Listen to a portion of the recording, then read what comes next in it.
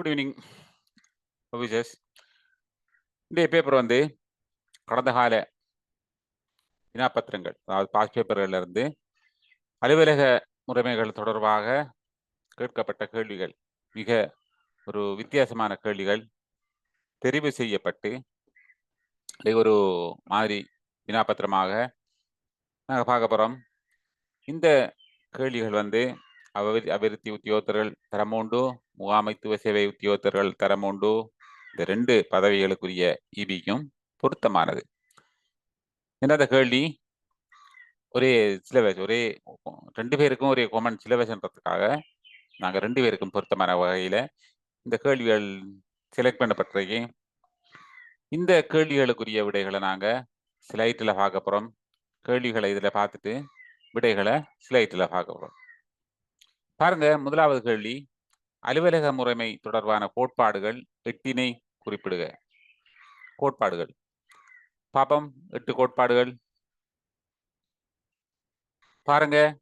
மேற்பார்வையை சுலபமாக்குதல், வினைத்திறமையை பேணல், தாமதங்களை தவிர்த்தல், கடமைகளில் கட்டுப்பாடுகளை பேணல், பொதுமக்களுக்கு வழங்கும் சேவைகளை மேம்படுத்தல், இயந்திரங்கள் உபகரணங்களின் மூலம் உச்ச பயனை பெறல், கொள்கை நிறைவேற்றத்தை மேம்படுத்தல், குழுவாக பணியாற்றும் உணர்வை அபிவிருத்தி செய்தல். இந்த மாதிரி 8 கோட்பாடுகளை நாங்கள் எழுதலாம். இன்னும் கூட எழுதலாம். எங்களுக்கு 8 தான் தேவை. அதில் மிகவும் ஒரு இலகுவாக எழுதக்கூடிய விடயங்களை இதில் தரப்பட்டிருக்கு. 2வது கேள்வியை பாருங்க. மேலே ஒன்றில் உங்களால் குறித்து காட்டப்பட்ட கோட்பாடுகளில் 4 பற்றி சுருக்கமாக விளக்குக. அப்போ நாங்கள் அந்த அந்த நாங்கள் 8 எழுதின அந்த விடயங்களில் 4 விடயங்களை தலைப்பாக வைத்து சின்ன சின்ன ஒரு சுருக்க விளக்கம் ஒன்று நாங்கள் கொடுக்க வேணும். அதில் 4 செலக்ட் பண்ணி பாருங்க. ஒன்று ஒரு mistake, by mistake, typing mistake, இது காணா. இது ஒழுங்கமைப்பு அட்டவணை மூலம், அதாவது ஒழுங்கமைப்பு அட்டவணை மூலம் அதிகார பகிர்வுகள் வெளிப்படுத்தப்படுவதால் மேற்பார்வை இலகுவாக்கப்படுகின்றது. என்னடா நாங்கள் மேற்பார்வை இலகுவாக்கப்படுகின்றது நாங்கள் எழுதியிருக்க. முதலாவதாக அந்த மேற்பார்வை இலகுவாக்கப்படுகிறதுக்குரிய காரணம் என்ன? ஒழுங்கமைப்பு அட்டவணை மூலம் அதிகார பகிர்வுகள் அங்கே வெளிப்படுத்தப்படுறது. ஏன்னா இந்த ஆர்கனைசேஷன் சார்ட் ஒன்று ஒரு ஆஃபீஸில் இன்டர்நெட்டில் போட்டிருப்பாங்க. அதை பார்த்துட்டு தான் நாங்கள் உள்ளே போய் எங்களோட அலுவல்களை, எங்களோட சேவைகளை நாங்கள் பெற்றுக்கொள்ளக்கூடிய மாதிரி இருக்கும். அது சகல அலுவலகங்கள்லையும். 2வது பாருங்க, கடமைகளில் ஒழுங்குணர்வு மற்றும் பொறுப்புகள் வலியுறுத்தப்படுவதால் அலுவலகத்தின் சேவையில் வினைத்திறன் அதிகரிக்கும். 3வது, அலுவலக கடமைகளில் நிலையற் கட்டளைகள் பேணப்படுவதால் சேவைகளில் தாமதங்கள் தவிர்க்கப்படும். அடுத்தது, கடமைகள் பொருத்தமாக பகிர்ந்தளிக்கப்பட்டு கட்டுப்பாடுகளை பேணுவதால் சேவைகளில் நிலுவைகள் தவிர்க்கப்படும். இந்த கூனாவை காணாவா மாற்றி விடுங்க. நீங்கள் அதாவது எழுதியக்க இது டைப்பிங் மிஸ்டேக்கா கேபிட்டலுக்கு மாறிட்டு ஒரு ஸ்பெல்லிங் மிஸ்டேக், அதை மாற்றி விட்டா சரி. ரைட், அடுத்த கேள்வி பாருங்க. 2ஆம் கேள்வியில முதலாவது கேள்வி,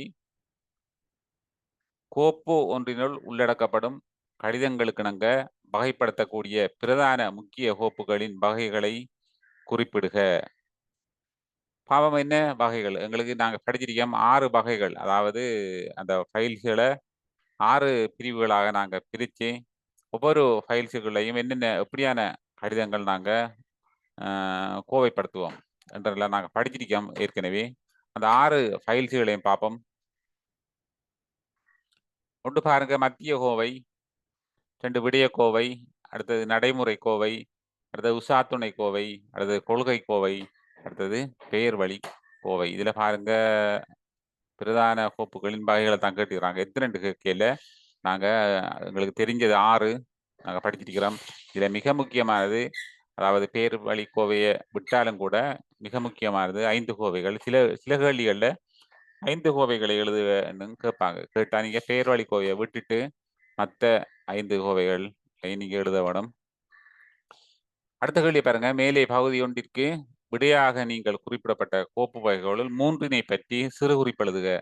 அதாவது இந்த கோவைகளுக்குள்ள நாங்கள் என்னென்ன வகையான கடிதங்கள் கோவைப்படுத்துவோம், அல்லது இந்த கோவைகள் என்றால் என்ன என்ற மாதிரி ஒரு சிறு சிறு குறிப்புகளை நாங்கள் எழுத வேணும்.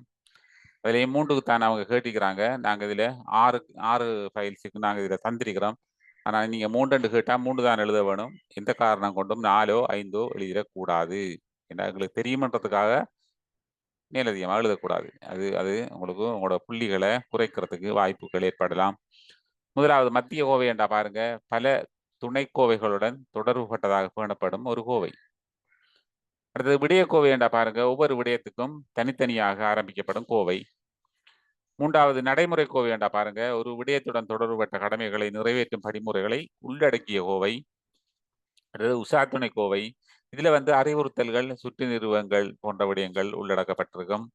அடுத்தது கொள்கை கோவை. இது பல கோவைகள்ல இருந்து எடுக்கப்பட்ட கடித பிரதிகள். அதாவது மிக முக்கியமான நீண்ட காலத்துக்கு பாவிக்கக்கூடிய, நீண்ட காலத்துக்கு ஏதாவது நிர்வாகங்களுக்கு பயன்படக்கூடிய அந்த கடித பிரதிகள், குறிப்புகள், அவற்றை கொண்டு எடுக்கப்பட்ட கொள்கை தீர்மானங்கள், இதுகள் எல்லாம் இந்த கொள்கை கோவையில உள்ளடக்கப்பட்டிருக்கும். அடுத்தது பேர்வழி கோவை என்றுனா எங்களோட திணைக்களத்தில் கடமையாற்றும் உத்தியோகத்தர்களுக்குரிய சுய விவர கோவைகள், சுய விவரங்கள் உள்ளடங்கிய கோவை. இதுதான் இந்த கோவைகளுக்குரிய சிறு சிறு விளக்கங்கள். அடுத்த கேள்வியை பாருங்க. தத்துவ தொழில்நுட்பவியலை பயன்படுத்தும் போது தற்கால தொழில்நுட்பவியலை பயன்படுத்தும் போது அலுவலகத்தின் வினைத்திறன் மேம்படும். இதனை பற்றிய உமது கருத்துக்களை தருக. அதாவது தொழில்நுட்பவியல் தான் எல்லா இடமும் இப்போதைக்கு, அதாவது புதிய தொழில்நுட்பம், தகவல் தொழில்நுட்பம், அதுக்கேற்ற மாதிரி தான் சேவைகள் வழங்கப்பட்டு கொண்டிருக்குது. இதை வினைத்திறன் மேம்படும் என்ற வகையில நாம கருத்துக்கள் எழுதணும். பாருங்க, அலுவலக கடித தொடர்பாடல் தொடர்பில் கூடுதலாக மின்னஞ்சல் முறையை பயன்படுத்துவதால் விரைவான கடித தொடர்பாடலையும் விரைவான சேவையையும் மேற்கொள்ள முடியும். இதன் மூலம் சிலபம் குறைகிறது. இமெயில யூஸ் பண்றதால எங்களுக்கு கிடைக்கிறது. அடுத்தது எங்களோட வாட்ஸ்அப் மூலமான தொடர்பாடல்கள். இதுகள் கூடுதலாக தீர்மானங்களை மிக விரைவாக எடுக்கிறதுக்கு ஹெல்ப்ஃபுல்லாக இருக்கி. இது கூடுதலான நேரத்தையும், அந்த நேரத்தை மீதப்படுத்துறதோட அந்த நேரங்களில் பொதுமக்கள்கிட்ட சேவைகளை வழங்கக்கூடிய ஒரு வாய்ப்பு இந்த வாட்ஸ்அப்பில் இருக்கு. இந்த தொழில்நுட்பத்திலையும் இருக்கு. அந்த மாதிரி 2 விடயங்களை நாங்கள் எழுதிக்கொள்ளலாம். அடுத்த கேள்வி பாருங்க. சிறந்த அலுவலக முறையின் கோப்புடலின் முக்கியத்துவத்தை விளக்கு. அதாவது ஃபைல் பண்றதால என்ன என்ன நோக்கம் அங்கட நிறைவேற்றப்படுது, எங்களோட குறிக்கோள் என்ன? முதலாவது பாருங்க, அரசின் நடவடிக்கைகளை பகிரங்கமாக ஆய்வு செய்தல். அடுத்தது அரசினால் இயக்கப்படும் கொள்கைகளும் சட்டங்களும் பாரபட்சமின்றி எல்லா மக்களுக்கும் ஒரே விதமாக நிர்வகிக்கப்படுதல். அடுத்தது ஒரு அலுவலகத்தின் முக்கிய நோக்கங்களையும் தகவல்களையும் பெற்றுக்கொள்ளுதல். எதிர்காலத்தில் தேவையான ஆவணங்களை பார்வையிடுதல். ஒரு கருமத்தின் செயற்பாட்டிற்குரிய வரலாற்றினை அறிந்து கொள்ளல். இது இந்த கொமனா நாங்கள் எழுதுற ஆன்சர்கள் இந்த கேள்விகள், சேம் கேள்விகள், ஒரே கருத்தான கேள்விகள் வெவ்வேறு கிளாஸ்களை நாங்கள் படிப்பிப்போம். ஆனால் ஆன்சர் ஒரே ஆன்சர் தான் வரும் என்று எதிர்பார்க்கிறேன். ஏன்னா எங்களோட கருத்துக்கு நாங்கள் எழுதுறது ஒரு நன்மை, அலுவலக முறைமையால நன்மை கிடைக்கும் நன்மைகள் என்று எழுதியக்க ஒரு நாளைக்கு படிப்பிக்க எங்களுக்கு 5 நன்மைகளை நாங்கள் எழுதலாம். என்னடா நன்மைகளுக்கு சிக்கமாக எழுதலாம். 25-30 நன்மைகள் இருக்கும், ஏற்றுக்கொள்ளக்கூடிய நன்மைகள். அவங்களுக்கு கேட்குறாங்க 5 அண்டியோன்னா நாங்கள் 5 எழுதுறோம். திரும்ப இன்னொரு நாளைக்கு நாங்கள் படிப்பிக்க என்ன செய்வோம், திரும்ப இன்னொரு 5 நாங்கள் அதில் எழுதுவோம். அப்போ நீங்க படிக்கிறார்கள் என்ன செய்வோம், அன்றைக்கு படிப்பிச்சது 5, இன்றைக்கு படிப்பிச்சது 5, 2 வித்தியாசமா இருக்கின்ற ஒரு யோசனைக்கு நீங்க போனீங்கன்னா எல்லாம் ஃபெயிலியர் ஆயிரும். என்னடா நன்மைகள் என்று சொல்லக்குள்ள 25-30 நன்மைகள் இருக்கும். நாங்க அன்றைக்கு எழுதுறது ஒரு 5 நன்மை. நீங்க விரும்பினா அது இல்ல, நீங்க விரும்பின வேறு நன்மைகள் வரும் அப்படின்னா நீங்க அதையும் கூட எழுதலாம். ஆனா ஒரு சில நிலையான விடைகள், அதாவது அலுவலக தளக்கோலம் என்று சொன்னா 3 வகை தான். அது 3 வகை தான். அந்த மூடிய தளக்கோலம், திறந்த தளக்கோலம், பல் திசை நோக்கிய தளக்கோலம், அது 3 தான். அது மாறாது. அந்த விட அப்படியான கேள்விகளுக்கு விட மாறாது. அது ஸ்டாண்டர்டா இருக்கிறது. வேற மற்ற இந்த கொமனாக நன்மைகள் தீமைகளை எழுதுகின்ற நிலைக்கு ஒரு கேள்விகள் வருமென்று சொன்னா அதுல நாங்க சொல்ற கருத்து ஏற்றுக்கொள்ளப்படக்கூடிய கருத்தா இருந்தா அது அந்த ஆன்சருக்கு மார்க்ஸ் விழும். இது கேள்விகள் வித்தியாசமா வந்தாலும் கூட அந்த விடைகள் சில டைமில் மாறுபடக்கூடும். நாங்கள் கொமனா எங்கட கற்பனைக்கு எழுதுகிற விடைகள். ரைட். இதே மாதிரி இந்த கோவைகள் 8ஆம் கேள்வி 3ஆம் கேள்வியில 2வது கேள்வியை பாருங்க. சிறந்த அலுவலக முறையில் கோப்புடலின் முக்கியத்துவம். கோப்புடலின் முக்கியத்துவம் என்று சொல்லக்குள்ள எக்கச்சக்கமான முக்கியத்துவங்கள் இருக்குது. ஆனா நாங்க இதுல ஒரு 5 முக்கியத்துவத்தை இதுல நாங்க எழுதியிருக்கிறோம். என்ன? பகிரங்கமாக ஆய்வு செய்தல். அரசின் நடவடிக்கைகளை பகிரங்கமாக ஆய்வு செய்தல். ஒரு ஃபைல்ஸ் ஒரு ஆஃபீஸில் இருக்கிற ஃபைல்ஸ் வந்து ஒரு குறிப்பிட்ட ஆட்கள் மட்டும்தான் பாவிக்கணும், மற்றது ரகசியமாயிருக்கணும் என்ற நிலைகள் அங்க இருக்காது. என்னடின்னா ஒவ்வொரு திணைக்கள தலைவர், ஒவ்வொரு மேற்பார்வை உத்தியோகத்தர் மாற மாற மாற மாற அது கொமனா எல்லாரும் பார்த்துட்டே வருவாங்க. விடிய உத்தியோகத்தர்கள் அதுல கையாளுவாங்க. இந்த மாதிரி ஒவ்வொரு சம்பந்தப்பட்ட உத்தியோகத்தர்களுக்கும் அது பொதுவானது. அப்ப இந்த கோவைகள் வந்து பகிரங்கமாக அதுல சேவைகள் அந்த கோவையை வச்சு செய்கிற சேவைகள் பகிரங்கமாக நடத்தப்படும். அது இந்த அதுதான் இதில் சொல்லப்படுது. முதலாவதாக அரசின் நடவடிக்கைகளை பகிரங்கமாக ஆய்வு செய்தல். அடுத்தது மற்றது கொள்கைகள் சட்டங்கள் பாரபட்சமின்றி மக்களுக்கு ஒரே விதத்தில் நிர்வகிக்கப்படுதல். ஏன்னா ஒரு ஃபைல் தாண்டுக்கு அந்த ஃபைல்ல சொல்லப்பட்ட சட்டங்கள் என்னவோ அதைத்தான் நாங்க காலகாலத்துக்கும் வச்சிருந்து மக்களுக்கு செய்ய போறோம். அந்த அதுக்குரிய தீர்மானங்களை மக்களுக்கு அது அந்த சட்டங்களுக்கு ஏற்ற மாதிரி தீர்மானங்களை வழங்கப்படும். அப்ப ஒரே தீர்மானங்கள் சகல மக்களுக்கும் வழங்கப்பட போகுது. இது என்ன? இந்த கோவைகளை நாங்க மெயின்டைன் பண்றதால. அதே மாதிரி நோக்கங்களையும் தகவல்களையும் பெற்றுக்கொள்ளுதல். அந்த ஃபைல்ஸ்ல இருந்து பெற்றுக்கொள்ளலாம். அடுத்தது ஆவணம் தேவையான நேரத்துல முக்கியமான ஆவணங்களை பார்வையிடலாம். அடுத்தது அந்த ஏதாவது ஒரு விடயம் தொடர்பான வரலாற்றினையும் கூட இந்த ஃபைல்ஸ் மூலமாக நாங்க அறிந்து கொள்ள முடியும். அடுத்த கேள்வி பாருங்க. ஐவகை எண்ணக்கருவின் 5 படிமுறைகளை சுருக்கமாக தருக. இது வந்து உங்களோட ஆஃபீஸில் நீங்க கூடுதலா ஒரு எந்த நேரமும் பார்த்துட்டு இருக்கிற ஒரு விடயம் தான் இது. இதுல ஒரு அட்டவணை வடிவில் நான் தந்திருக்கிறேன். ஜப்பானிய சொல், ஆங்கில சொல், தமிழ் கருத்து. இது மூன்றும் உங்களுக்கு இந்த கேள்விக்கு பொருத்தமான ஒரு விடையாக அமையும். இதை உங்களுக்கு பாடமாகிறதுக்கு லேசா இருக்கும். 4வது 1வது இந்த வகையில நீங்க நோட் பண்ணி கொள்ளுங்க. அடுத்த கேள்வியை பாருங்க. அலுவலகம் ஒன்றை வினைத்திறனோட ஒழுங்குபடுத்தக்கூடிய 5 வகை எண்ணக்கருவை பயன்படுத்தக்கூடிய விதத்தினை விளக்கு. நாங்க அந்த 5 நாங்க எந்தெந்த வகையில நாங்க பயன்படுத்த போறோம் அலுவலகங்கள்ல அதுதான் கேட்குறாங்க. பாருங்க. பிரித்தெடுத்தல் சோட்ன்றதை பிரித்தெடுத்தல். நாங்க என்ன செய்யறோம்? தளவாடங்கள் காகிதாதிகளை வகைப்படுத்தல். அடுத்தது பழைய அறிக்கைகளை நாட்காணிகளை அகற்றுதல். அடுத்தது பத்திரிகைகள் விற்பனை செய்தல். இதெல்லாம் வந்து இந்த பிரித்தெடுத்தலுக்குள்ள வரும். பத்திரிகைகளை விற்கிற எண்ணத்துக்காக நாங்க அது தேவையானது தேவையில்லாத அங்க பிரித்து போட்டோம், வகைப்படுத்திட்டோம். இப்ப தேவையில்லாத தாங்க அகற்ற நடவடிக்கை தான் இந்த விற்பனை. அடுத்து ஒழுங்காக வைத்தல், சிஸ்டமைஸ், அதாவது செட் பண்றது.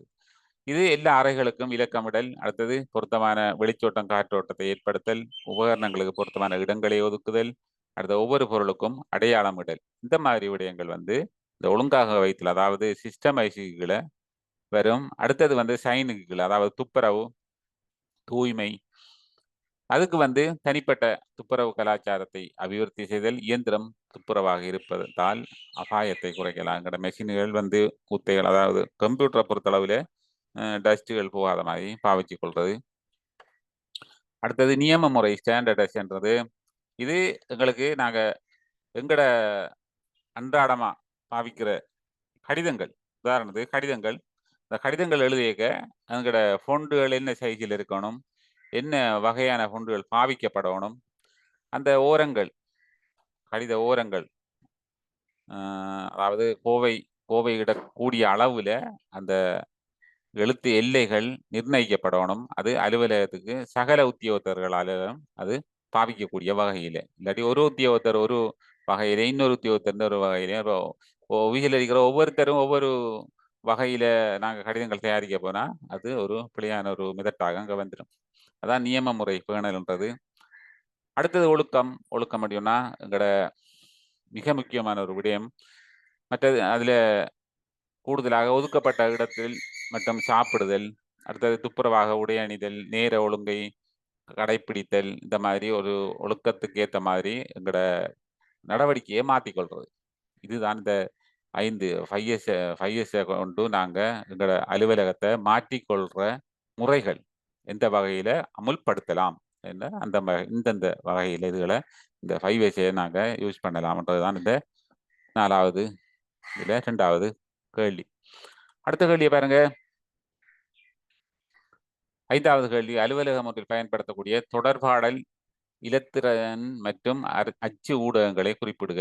தொடர்பாடல் மற்றும் இலத்திரன் 2 வகையான ஊடகங்களை கேட்டிருக்காங்க. நாங்க எல்லாத்தையும் பார்ப்போம் பாருங்க. இமெயில், தொலைநகல், வாட்ஸ்அப், காணொளி. இதுல வந்து பாருங்க, இமெயில், தொலைநகல் இது 2க்கும் பெறும். அதாவது தொடர்பாடல், அச்சு ஊடகங்கள். இதுல இருந்து அச்சு ஊடகங்கள் தான் இது 2ம். வாட்ஸ்அப், காணொளி அச்சு ஊடகங்கள் இருந்தாலும் கூட கூடுதலாக அது இலத்திரனியல் ஊடகங்களுக்குள்ள உள்ளடங்கும். இந்த மாதிரி ஒரு அவங்க மற்றும் என்ற சொல்லொன்று போட்டத்தால நாங்கள் அதை வித்தியாசமா தான் எழுத வேணும். இருந்தாலும் நாங்க ஒருமிக்கு எழுதலாம். இந்த 4 விடைகளும் பொருத்தமானது. அடுத்து இதை பாருங்க. அலுவலகம் ஒன்றின் வினைத்திறனை உயர்த்துவதற்கு தொடர்பாடல் இலத்திரன் ஊடகத்தை எவ்வாறு பயன்படுத்தலாம்? அதாவது இதுல அச்சு ஊடகத்தை பத்தி இவங்க சொல்லல, தொடர்பாடல் இலத்திரன் ஊடகம். நாங்க 2 தொடர்பாடல் இலத்திரன் ஊடகம் மட்டும் சுட்டிக்காட்டியிருக்கோம். இதுல இமெயில், தொலைநகல், மற்றது வாட்ஸ்அப் அதுகளும் வரக்கூடியது. பாருங்க, அலுவலக கடித தொடர்பாடல்களில் கூடுதலாக மின்னஞ்சல் முறையை நடைமுறைப்படுத்துவதால் விரைவான கடித தொடர்பாடலையும் விரைவான சேவையையும் மேற்கொள்ள முடியும். இதன் மூலம் செலவும் குறைகிறது.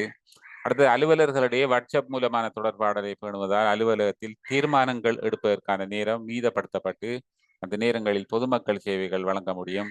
அடுத்தது, அலுவலகத்தில் சூம் மென்பொருள் மூலம் கூட்டங்களை நடத்தலாம். இதனால் இடம், நேரம் சேமிக்கப்படுகிறது. இந்த மாதிரி விடயங்களை இந்த இலத்திரனியல் தொடர்பாடல் இலத்திரனியல் ஊடகத்தை பயன்படுத்தலாம் என்ற கேள்விக்கு விடையாக நீங்க எழுதிக் கொள்ளலாம். 6வது கேள்வியை பாருங்க. செயலாற்றிய மதிப்பீடு முறைமை ஒன்றிலிருந்து முகாமைத்துவம் ஒன்று பெற்றுக்கொள்ளக்கூடிய நன்மைகளை விளக்குக. செயலாற்றிய மதிப்பீடு ஒன்றின் மூலம் முகாமைத்துவம் பெற்றுக்கொள்ளும் நன்மைகள். நாங்க இதுவரைக்கும் நாங்க பார்த்தது எங்களோட செயலாற்றிய மதிப்பீடு வந்து உத்தியோகத்தர்களுக்கு எந்த வகையில் அது நன்மை பயக்குது அதைத்தான் நாங்க பார்த்துருக்கிறோம். இப்போதைக்கு பார்க்கறது வந்து செயலாற்றிய மதிப்பீடு முறைமை வந்து முகாமைத்துவத்துக்கு எந்த வகையில உதவி செய்யுது.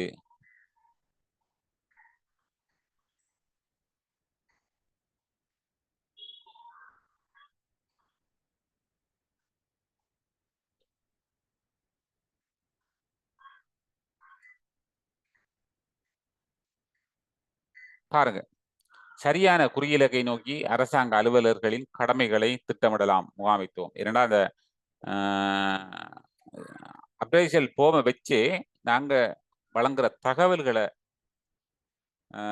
அவதானிச்சு அந்த எங்களுக்குரிய கடமைகளை, எதிர்கால கடமைகளை தீர்மானிக்கலாம்.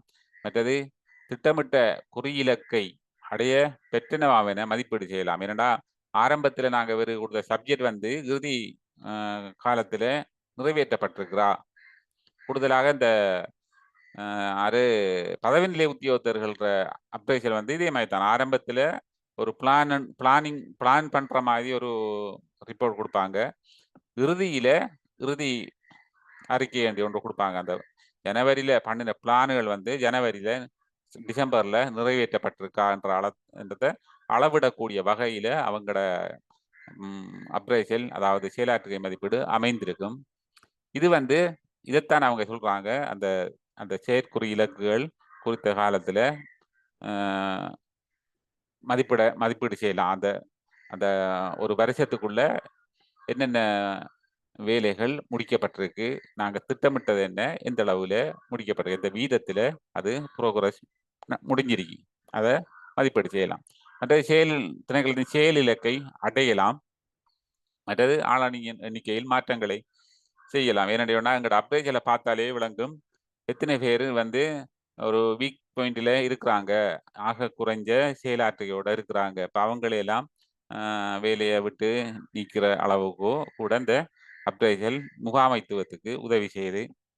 அடுத்தது பயிற்சி பெற்ற ஆளணியினரை தெரிவு செய்து பொருத்தமான கடமைகள் வழங்கப்படுவதால் இயந்திர பழுதுகள் ஏற்படும் வாய்ப்புகள் குறைக்கப்பட்டு சேமிப்புகள் ஏற்படும். அதாவது கம்ப்யூட்டர், போட்டோகாப்பி மெஷின் இயக்கிறதுக்கு தகுதியான உத்தியோகத்தர்கள் அந்த அப்ரேஷன் மூலம் அவங்கள அறிஞ்சு கொள்ளலாம். ஏனென்றா பெற்றுள்ள பயிற்சிகள் என்ற இடத்துல அவங்களோட பயிற்சிகள் எழுதுவாங்க. அதிலிருந்து அவங்களுக்கு அந்தந்த துறைகளில் அவங்கள கடமைகளை வழங்கினா எங்களுக்கு இந்த பழுதுகள் இயந்திர பழுதுகள் வரலாம் குறையும். அதால நிறுவனத்துக்கு முகாமைத்துவத்துக்கு ஒரு இலாபம் ஒன்று கிடைக்கும். அடுத்த கேள்வியை பாருங்க.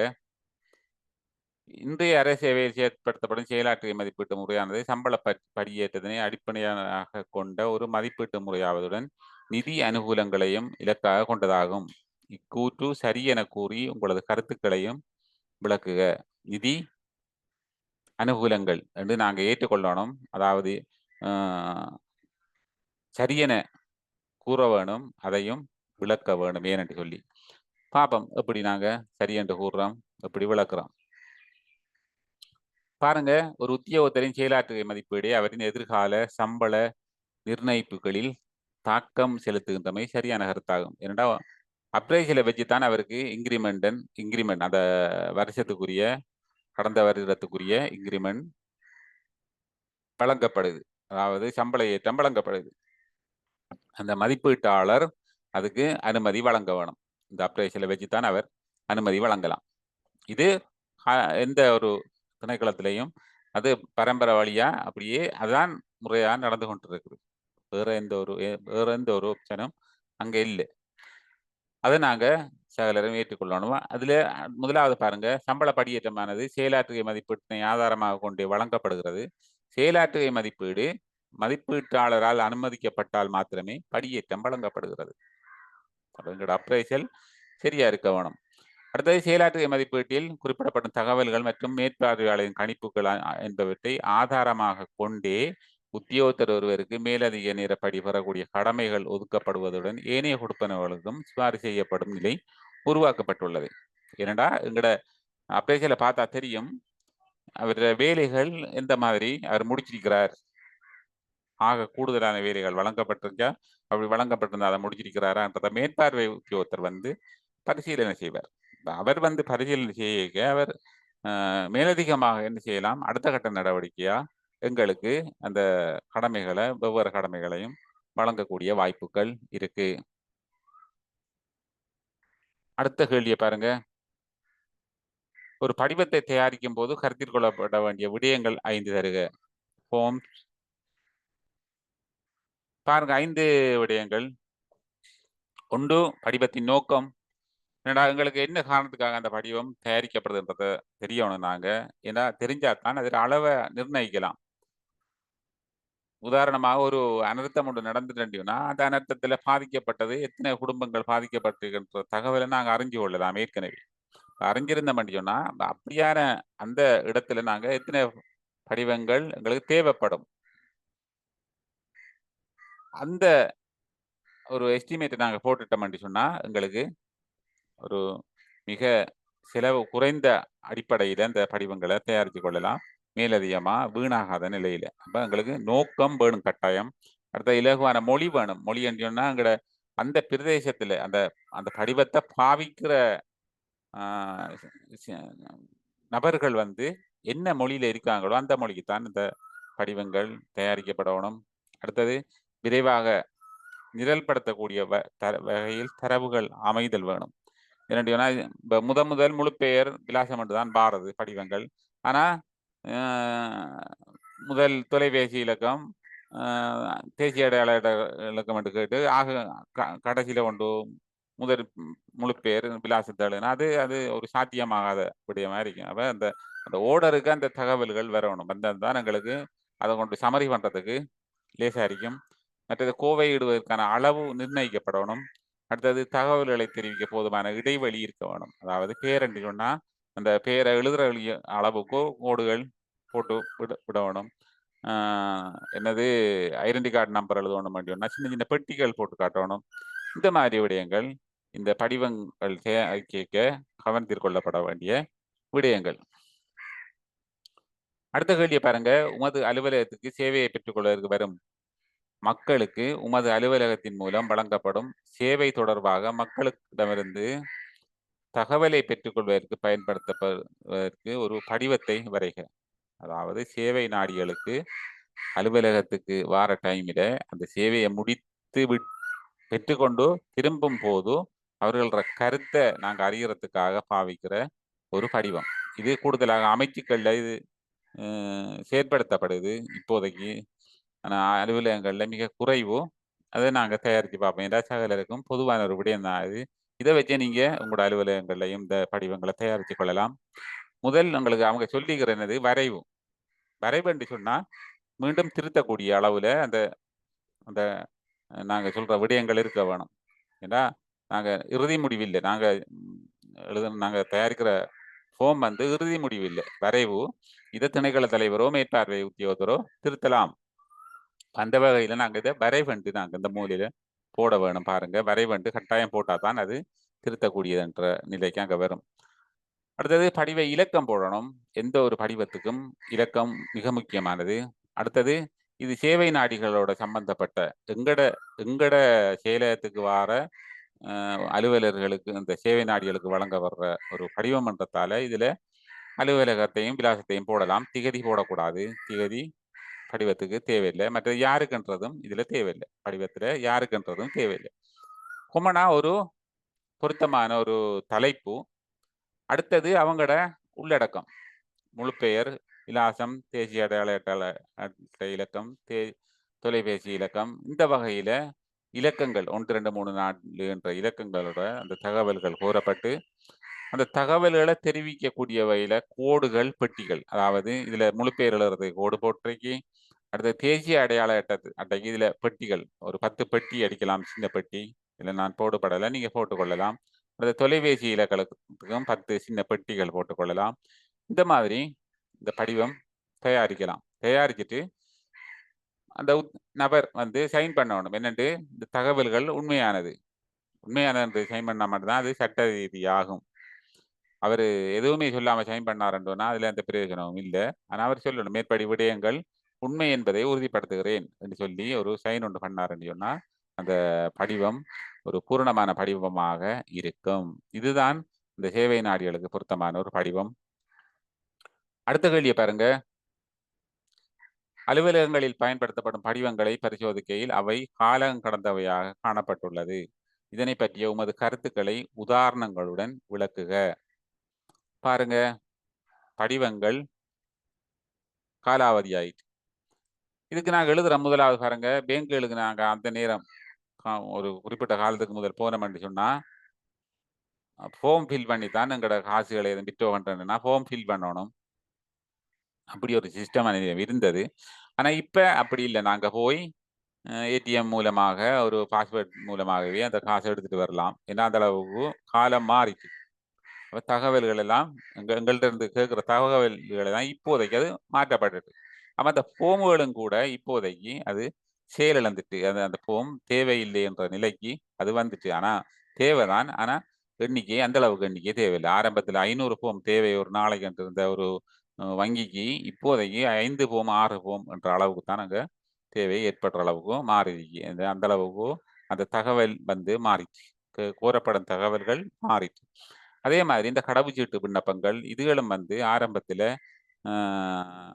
அலுவலகத்தில், அதாவது பிரதேச செயலகத்தில் விண்ணப்பித்து அதன் பிறகு ஒரு குறிப்பிட்ட காலத்துக்கு பிறகு கடவுச்சீட்டு வாரமாய்த்தான் அந்த ஏற்பாடுகள் இருந்தது.